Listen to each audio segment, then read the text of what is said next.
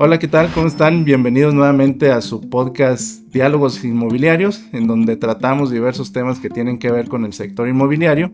Y el día de hoy tenemos un tema sumamente interesante que tiene que ver con los contratos. ¿Cuáles son los tipos de contratos que hay y existen actualmente en el sector inmobiliario? Y para ello tenemos una invitada de lujo que es Melina López Velarde, que es CEO de López Velarde Legal Corporativo y que además es abogada corporativa y propiedad intelectual. Melina, muchísimas gracias por aceptar la invitación. Al contrario, muchas gracias por la invitación, Luis. Al contrario, gracias por darte el tiempo y hablar sobre un tema que, como lo decíamos, es sumamente importante y que a veces desconocemos por qué se deben de realizar los contratos. Y para ello, pues, ¿qué es un contrato, Melina? Sí, qué buena pregunta, porque pues realmente todo el tiempo estamos sujetos a que hacemos acuerdos y hay pactos y casi siempre son de palabras, ¿no? Sí. Pero ya cuando hay operaciones en las que es tu patrimonio el que está en juego y la ley lo exige esa formalidad, se habla de es un acuerdo de voluntades que se formaliza a través de un contrato. Okay. ¿Sí? Entonces todo el mundo sabemos que es un contrato, hemos visto un contrato todo el tiempo, ¿no? Cuando hacemos una compraventa incluso de algún artículo, pues ya es un contrato, ¿no? Pero entonces aquí hablando en términos generales, contrato pues es un acuerdo de voluntades entre dos partes. Correcto. Dependiendo de la naturaleza de quiénes son las partes, ya se va legalmente, bueno, no como abogado, ya se va bien quién lo regula, pero tiene que estar la voluntad de las dos y las cláusulas deben de ser lo más claras y sencillas posibles. Tenemos luego el error o los abogados hacemos cosas muy rimbombantes y la verdad es que tiene que quedar muy claro, porque luego si son cláusulas que luego se contradicen unas con otras, ya estamos hablando de otros temas que luego ya se hacen temas que no son viables, no son válidos, la ley que están invocando no es correcta, nos hemos topado con contratos que están bajados de internet, que no están regulados por la ley, y entonces ya hay que prevenir a futuro pues todo esto. Entonces, resumiendo, pues es un documento donde se establece incluso quién es cada quien, porque luego desde ahí no sabemos con quién estamos tratando. Entonces, las dos partes, que se quede muy claro. Luego viene el tema de que pueden ser personas físicas las dos, o persona moral con física, o dos personas morales. Sí. Sí, o sea, una empresa con un particular, dos particulares, o dos empresas. Okay. O entes también del gobierno, o sea, públicos con un particular. Entonces, ya dependiendo de todo eso, pues ya es la naturaleza de lo que vemos, que si es civil, mercantil, financiero, regulado por algún tema bancario, pero pues ahí está, que pues sí tiene. Claro, y precisamente por eso es acercarse con un especialista como ustedes para revisar ese tipo de temas legales. ¿Y hay alguna institución que regule los contratos, Melina? El Código Civil es el que nos vamos primero, que es por estado, y el Código Federal, que es pues a nivel federal. Si es de naturaleza civil, por ejemplo, una compraventa entre particulares, pues nos vamos a un contrato de compraventa que está establecido ahí, ¿no? Vendes tu casa y te la compra un particular y pues un contrato de compraventa. Entonces realmente nadie lo está regulando. Okay. Pero ya cuando te pide la formalidad de la ley que se haga la transmisión de derechos y que se pague bueno, todas estas cuestiones de pago de impuestos, temas fiscales, no lo regula, pero debe acudir a un notario. Entonces realmente es una figura pública que tiene esta facultad, que es acudir ante un notario. Okay. Entonces, ya en naturaleza de regular contratos, por ejemplo, ya si alguien te incumple un contrato, pues ahorita se me ocurre el tema de Profeco. Okay. Esa es una autoridad que viví que se cumplan y que lo que te ofrecieron, si no está, pues vas ahí, ¿no? Y si no es Profeco, pues vas literalmente a un juicio por incumplimiento de un contrato, ya sea en la vía civil o mercantil. Entonces, no hay como tal de que digas, voy a ir a tal lugar a que me lo regule esta institución, no, sí. Pero depende mucho de el tipo de contrato. Entonces hay que fijarnos el tipo de contrato para ver esta cuestión. Perfecto. Y al momento de estar firmando un contrato, ¿cuáles serían los elementos esenciales que debemos de verificar para saber la validez que tiene este tipo de contratos? Sí, eso lo dice mucho en la teoría de las obligaciones cuando aprendemos los abogados, sí. Las obligaciones famosas. Tiene que tener, obviamente, el consentimiento de las partes primero. Okay. Nadie te puede obligar a forzar a que firmes algo sin tu consentimiento. Es una palabra que luego decimos, es que pues, te obligan, no te obligan. Tú realmente te hacen una oferta, aceptas y viene el siguiente tema, el precio. Ok. El precio, bueno, no, antes, pero perdón, la cosa. La cosa en tema de obligaciones es sobre lo que versa el contrato. Sí. Ya si es un inmueble o mueble, ¿no? Ya es inmueble, pues ya te vas a una casa, un edificio, un departamento, un terreno, ¿no? Eso debe de estar claro y debe de estar fijado exactamente la cosa. Si es un tema de bienes muebles, pues ya es la venta de algún bien mueble, ya eso es un coche, cualquier artículo, entonces, y pues ahí ves la factura y todas estas cuestiones. Entonces debe de estar el consentimiento, la cosa y el precio. Ok. Y esos son los elementos esenciales que debe tener un contrato. Ahorita mencionaba sobre perdón. Y las partes. ¿Con quién estás tratando? A veces no sabemos su INE, su identificación, quién es. Si es persona física, pues pedirle sus datos. Claro. Es súper importante. Es lo más sencillo, pero a veces no los tenemos. Entonces llegan con nosotros, ¿me haces un contrato? Sí, pero ¿quién es la otra persona? No sé. No, pues pídele. Y si se lo pido y se enoja y no lo tengo, pues entonces no firmes. Entonces, son cosas muy básicas, pero Claro. ¿con quién estás tratando? Hay veces que no firma una persona a nombre propio, sino a nombre de una persona moral, que es un representante legal. Entonces, tiene que tener poder o facultades esa persona para firmar el contrato. Entonces, eso, pues hay que pedirle esos documentos. ¿Un menor de edad podría firmar un contrato? Sí podría, pero tiene que tener a un representante que firme por ellos, por él, sus padres o un tutor que sea como su apoderado legal para este tema. Perfecto. Y hace un momentito comentaba sobre las características de un terreno, por ejemplo. Vamos a poner el caso de un terreno. Y hay dos términos que se utilizan mucho en los contratos, que es el ad corpus y ad mesuram. ¿Qué son estos dos términos, Melina? Sí, los ponen mucho los contratos, pero es realmente respecto a la superficie del terreno y que si está exactamente, bueno, para eso están los avalúos y también toda esta cuestión que se piden. Sí. Entonces, son términos que a veces no se entienden, pero sí te debe explicar el abogado por qué los están poniendo, dependiendo si está en construcción o si ya está apenas el terreno. Entonces, es la superficie y todas estas cuestiones que se tienen que establecer. Ok, para que cuando vean estos términos, pues que realmente vean que no son términos, que son, bueno, son términos que se ocupan y se utilizan en los contratos, pero que tiene que ver con lo que nos acabas de comentar. O el otro, reserva de dominio, lo usan mucho. Okay. No sé. Sí, cómo no, claro que sí. Entonces firmas con reserva de dominio, ya firmaste y no sabes por qué, ¿no? Entonces, o con usufructo también. Exacto. Entonces, esos términos cambian completamente toda la negociación y las consecuencias y alcances después. Sí, para que se asesoren y vean, pues, con quién. Y además, a ver, ¿con quién vamos si no sabemos con quién ir? Entonces, pueden ir al notario incluso, con quien se va a hacer la formalización de la escritura.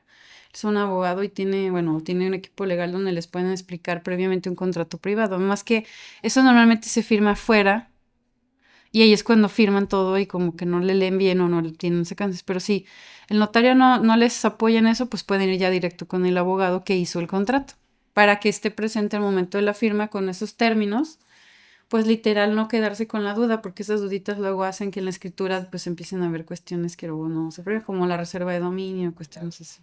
Claro, perfecto. ¿Y cuáles son ahorita mencionabas sobre las reservas de dominio, cuáles son los contratos traslativos de uso y dominio y que existen actualmente en bienes raíces y cuáles son como que las principales diferencias de lo que nos acabas de platicar? Pues eso justo lo regula el Código Civil. Los traslativos de dominio ya habla justamente del trasladas el uso, goce y disfrute de todo, o sea, de tal cual todo lo pasas a una persona, que ahí es la compraventa y la compraventa es la principal.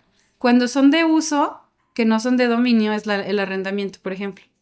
Ahí no te estoy trasladando todo, nomás el goce y disfrute, pero no y el uso, pero no el dominio. Entonces, ahí tenemos que ver que justamente el para qué es, y por eso te pone reglas la otra parte para decir, bueno, pues esto lo rige, este es de arrendamiento y este es de compraventa.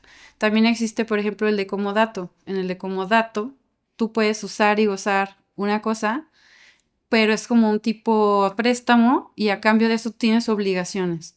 Las obligaciones que tiene la otra parte, a lo mejor si no es pagar, porque no estás pagando, porque es un uso, te presto un tiempo, un coche de la empresa para que lo uses y ahí tienes estas cuestiones, no estás pagando nada, pero es un comodato, estás usando y disfrutándolo, pero no hay un precio, ¿sí? Pero tienes obligaciones. Entonces, en los contratos sí recomiendo mucho que se fijen en lo que dice derechos y obligaciones, porque a veces se piensa que nada más una parte tiene todo, pero las dos tienen. Por ejemplo, en este comodato sí tiene esta persona que cuidar la cosa, mantenimientos, si le pasa algo, qué consecuencias tiene. Y esas son famosas cláusulas que vienen ahí, en el arrendamiento igual, en la compraventa. Entonces, derechos y obligaciones y ambas partes, por eso se habla que son bilaterales. Okay. ¿Mm?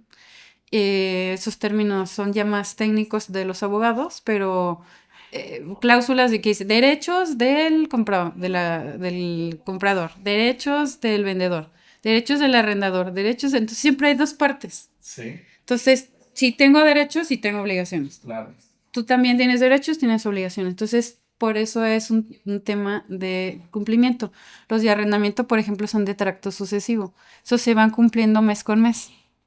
Entonces pago y a cambio que recibo, pues que la cosa esté bien y en buen estado y si a lo mejor hay una cuestión, vicios ocultos y otras cosas que no se vieron cuando estaba el contrato, el otro tiene la obligación pues, de hacer las reparaciones o tal, o hay una cuestión legal que surge, por eso siempre es de dos. Ok. Bilaterales. Excelente. ¿Y cómo se regula la donación de bienes inmuebles y cuáles son los requisitos para que este tipo de contratos sean válidos? Sí, la donación también en es un contrato que se puede decir que es gratuito, porque una de las partes no tiene que pagar algo a cambio, sino simplemente recibir. Pero hay veces que alguien puede rehusarse a una donación, ¿eh? La ley lo prevé. ¿No quieres? Pues. Pero, pues, por eso digo que es un acuerdo de que, pues, acepte ambas partes. Si lo acepto, es una donación de un inmueble. Es muy común que se haga entre parientes. Y ahí es cuando hay unas cuestiones fiscales que apoyan mucho que tienen entre parientes esas exenciones en los impuestos. Pero la cuestión es que se tiene que hacer la escritura también de donación. Como la compraventa, igual la donación, porque vas a hacer un traslado de dominio a nombre de otra persona, cambia todo a nombre de la persona y el notario justamente formaliza esta donación. Ya, y ahí es donde se vuelve importante la figura del notario en todo Sí, este tipo de operaciones. sí, también la ley establece que es una formalidad que esté un notario con estos contratos, como la compraventa. Si no, no es perfecta con la compraventa, entonces son obligaciones para que se tengan que hacer a estas, porque pues sí pasó, por ejemplo, en algunas viviendas de interés social que se daban los créditos, Sí. terminaban de pagar y yo estuve en el Instituto de Vivienda un tiempo en el jurídico y llegó un programa de escrituración muy grande a nivel estatal que decían, pues sí, pero no es tu vivienda, escritúrala. Y la gente no sabía, es que ya la pagué, es mía. Hasta que se escritura es su propiedad. Sí, entonces estuvo bien interesante este programa que se hizo hace varios sexenios para que se reescriturara la vivienda. Entonces, cuando no les cae el 20, les tenemos que decir, es que sí está pagada, pero no está tu nombre. Sigue estando el nombre de esta institución. Se sacaban de onda, pero bueno, pues para eso está uno ahí para asesorarlos. Se pagaba y decían, es que no quiero, pues ¿por qué voy a pagar? Pues porque es una formalidad para que esté a tu nombre y luego pues el tema de los prediales y todas estas cuestiones, todo debe de estar en regla, ¿no? Para que tú seas el legítimo propietario y ya después puedas incluso venderla, donarla, arrendarla, sí, porque puedes hacer esas cuestiones, ya cuando es tuya. Oye, Melina, y últimamente se ha dado mucho el auge, por ejemplo, en esta ciudad de Aguascalientes, donde se empiezan a desarrollar ciertos proyectos inmobiliarios, pero lo primero que hace el desarrollador es saco a preventa mi producto y posteriormente te escrituro, ¿no? Y por supuesto, pues debe de haber un contrato de por medio, en un contrato de preventa. ¿Qué es lo que tiene que fijarse la gente o qué es lo que nosotros nos debemos de fijar para saber si realmente es un contrato válido y que al momento de que yo termine de pagar o que el desarrollador termine de desarrollar lo que está realizando, esa propiedad sea mía. Ujú. Fíjate que pasa algo muy interesante. Si algún contrato no está regulado exactamente en la ley, o sea, no establece contrato de compraventa consiste en y establece el código tal, estos son los contratos estos los típicos, ¿no? Arrendamiento que hablamos, Sí. donación, comodato, permuta, se me olvidó la permuta, perdón. La permuta también es, ahorita me regreso a eso, pero bueno. Todos estos contratos son típicos, pero ¿qué pasa cuando no están regulados en la ley y empiezas a tener acuerdo de que ambas partes sí estén de acuerdo aunque no esté en la ley? Esto pasa en el de preventa. No existe un contrato de preventa como tal regulado en la ley. El Código Civil no te dice el contrato de preventa para que ambas partes, pero la ley te dice que si mientras hay un acuerdo de voluntades, hay un contrato. Entonces lo que hacemos es hacer un contrato para quien ofrece estas compraventas, pues primero decirle, haz un contrato con cláusulas que estén eh, legalmente posibles y que justamente cuidemos la formalidad de los detalles que debe de cubrir, porque son a futuro estos, Sí. o a plazo se van cumpliendo también conforme vas pagando. Entonces, estos tienen naturaleza que no siempre hay uno específico para, dependiendo del desarrollo, dependiendo del tipo de preventa que se tienen, pero pues son muy útiles porque con ellos establecen ya una obligación, lo que te decía, lo que obliga a dos partes, pues es que ya estoy de acuerdo en algo, aunque no esté la cosa que yo te decía, ¿dónde está? Pues no No está, existe. está a futuro. Ujú. Pero pues aquí está lo que costaría, entonces fíjense, por eso es muy importante que sí se puede porque es atípico. Habla de una compraventa que se va a hacer a futuro de un bien inmueble. Estás comprando literal, pues ya específicamente en preventa porque hay ciertos beneficios que les dan a los que compran en preventa. Eso es atractivo. Muy, muy atractivo. Entonces eso ayuda mucho a que se empiece a generar esa parte de, pues sí, que empiece a desarrollarse incluso y a construirse. Pero para ello lo que se deben de fijar es con quién están firmando el contrato. Literal, pues sí, Hacer la investigación hagan la completa del investigación. Sí, desarrollador, claro. ¿quién es? ¿Qué otros desarrollos ha hecho? Ok. O sea, investigar. O sea, de plano, ¿qué otros has hecho? ¿Qué empresa es? Tienen derecho a preguntar qué empresa es la que está desarrollando. No, porque una cosa es la marca que está diciendo, se llama tal el desarrollo fulano, pero ¿quién es la empresa que lo está desarrollando? Claro.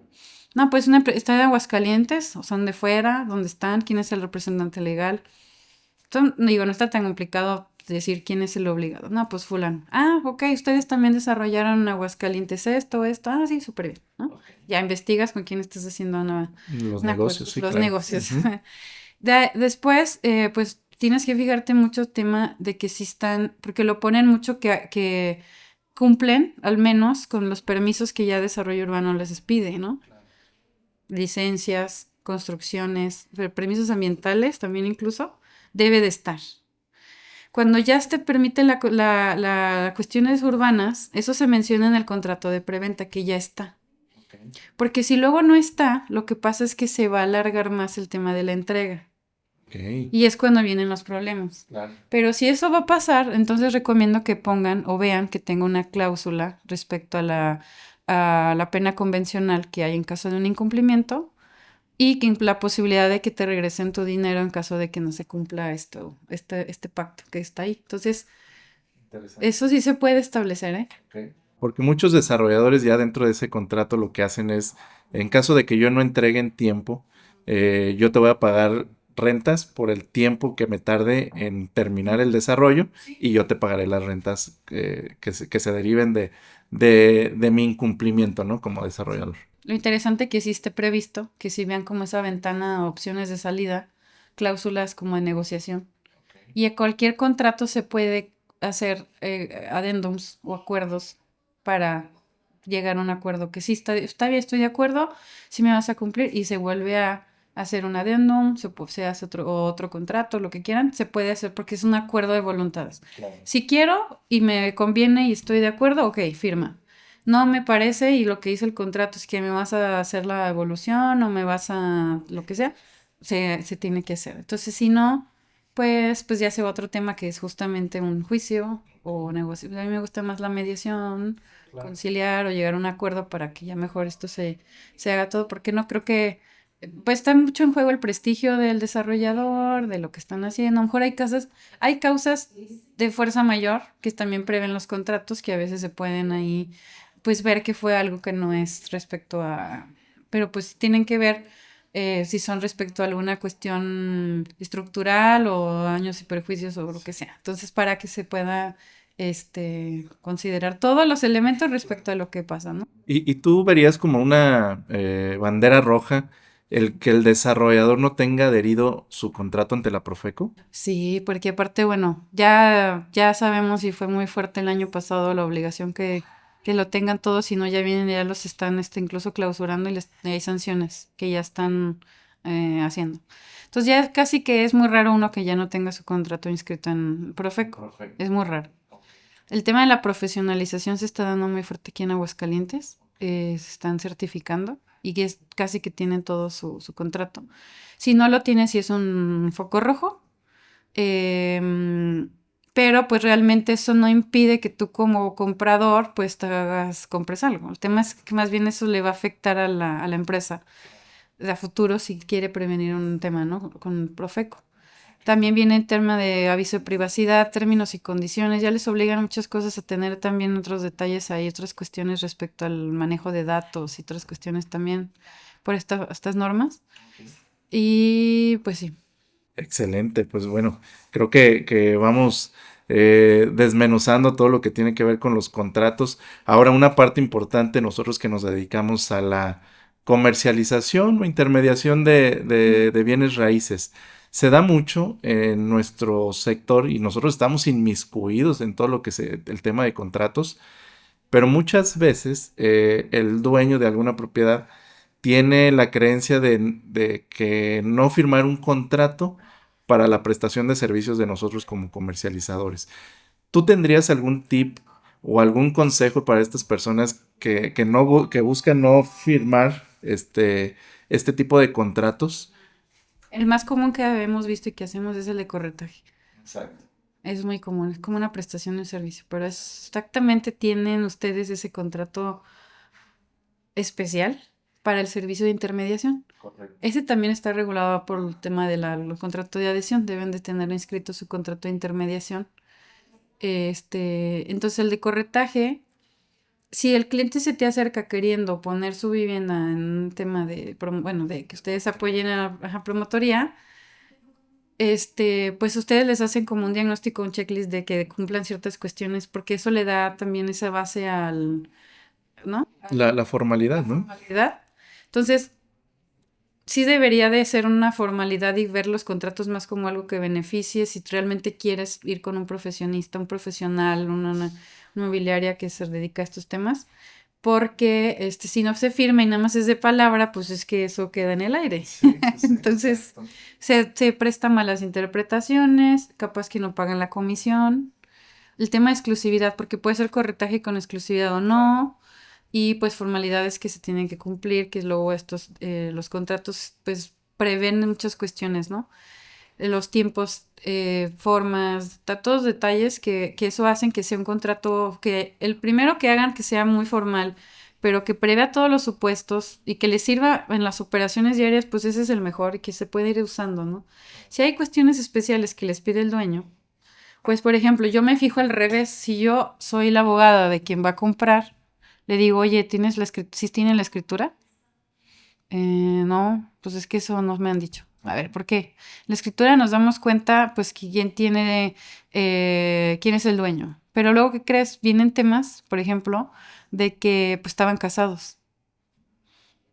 Ustedes ya se fijan en esas cuestiones, ¿no? Sí. Entonces, ya ustedes al tener el filtro de haber hecho esa cuestión de ver quién es el que va a vender y ustedes faciliten la operación, ya es mucho trabajo. O sea, que está el expediente y la persona lista para que se haga la formalización y realmente se fijen en que les guste el precio y notar y punto. Pero si previamente, por ejemplo, nos damos cuenta que si no firman es por algo.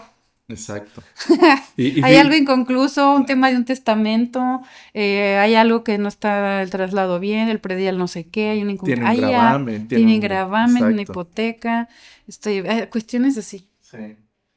Y precisamente en unos podcasts pasados hablábamos sobre los fraudes inmobiliarios, ¿no? Entonces, todo esto se presta para ello, ¿no? Entonces, pues bueno, no hay nada como darle la formalidad al trabajo de un intermediario a través de un contrato, ¿no? Y eso te beneficia a ti como propietario y nos beneficia a nosotros como un prestador. Y justo como te decía, son dos partes, ¿no? Comprador y vendedor. Qué bueno que esté un intermediario que esté cuidando ambas partes. Claro. Y ese medio para cuidarlo es el contrato. O sea, es como que por algo está esto. Sí. Entonces, que sea un buen contrato donde se llenen todos la información y sí le den mucha importancia al contrato. Y ya por último, Melina, se da ya cuando se tiene una operación, se da mucho el contrato de promesa de compra. Qué bueno que lo tocaste, sí. Ahí, ¿qué tenemos ahora ahí? ¿Qué es lo que le da validez y cuáles son los puntos medulares que tenemos que fijarnos al momento de firmar un contrato promesa de compra-venta? Ese sí está regulado en la ley. Está previsto, pero este es un contrato que es para una obligación de hacer, de no hacer, perdón. O sea, no es de dar, compraventa es de dar precio. Y este es diferente, tiene una naturaleza distinta, pero se ha ido modificando la naturaleza de este contrato para que lo hagan más como un anticipo. O asegurar a futuro una compraventa. Entonces la ley te dice, sí existe una promesa mientras las dos partes estén de acuerdo en los elementos que te comenté, la cosa, el precio y tal. Pero aquí es no hacer. ¿Quién no lo va a hacer? El que lo está vendiendo. Okay. No le voy a vender a otra persona, a ti, y en este precio pactado en este tiempo. Okay. O sea, en un año te lo vendo o en un año tal.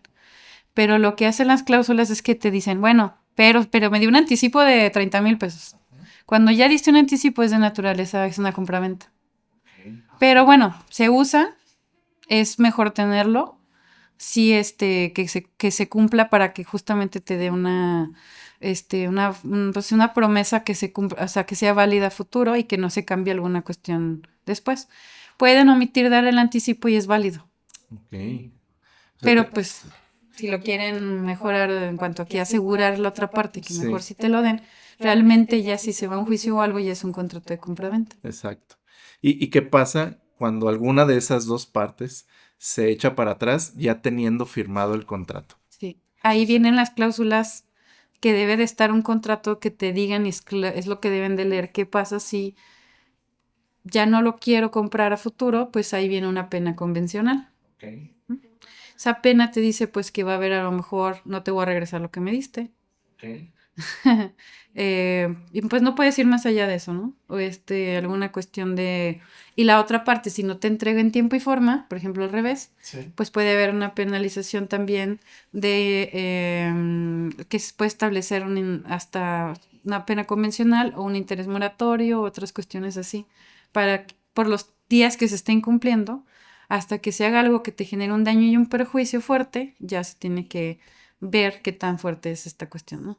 Ok, perfecto. Pues creo que abordamos casi todos los temas que tienen que ver con los contratos. No sé si se nos haya pasado algo o que tú quieras adicionar algo. Hace un momento decías los contratos de permuta. No sé si quieras añadir esa parte. Sí, ha habido de extensiones fuertes o de contratos que se pueden pactar y es válido que, oye, una parte de lo que tengo te lo puedo dar en especie o con otro terreno y otra parte en dinero. Ya. Sí, es posible, la ley lo prevé como una permuta. Okay. Entonces, nada más que no debe de ser el mayor de la cantidad del total de lo que es el valor del inmueble si no se vuelve compraventa. O sea, tiene reglas la permuta para que pues sí se considere permuta. Okay.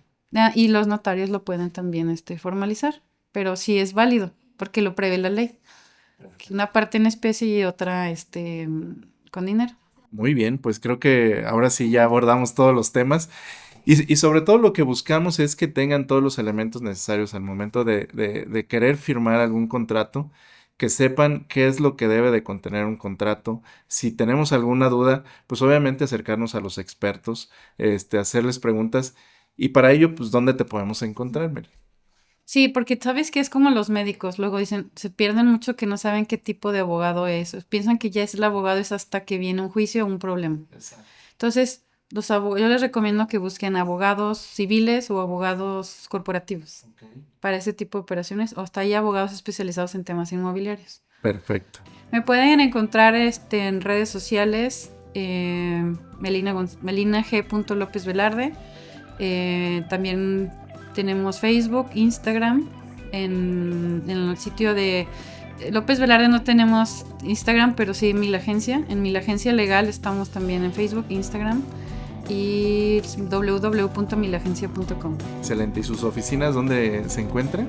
Estamos en Campestre, cuarta sección. Ok, perfecto. Entonces ahí... A sus órdenes. Exactamente. En caso de que tengan alguna duda o quieran pues dar más seguimiento o tener más información sobre este tema, por favor acérquense con Melina y ella les podrá ayudar. Pues a mí no me resta más que agradecerte el tiempo. Yo creo que abordamos todos los temas que queríamos abordar. Y bueno, pues muchísimas gracias por el tiempo y por estar acá. Al contrario, qué bueno que hacen este tipo de diálogos que son muy útiles para cualquier persona. Exacto. Sí, muchas gracias. No, hombre, al contrario, gracias a ti por el tiempo y a ustedes igual, muchísimas gracias. Y en caso de que quieran ver algún tema en específico que les interese, por favor déjenos sus comentarios y lo abordaremos lo más pronto posible. Muchísimas gracias, saludos.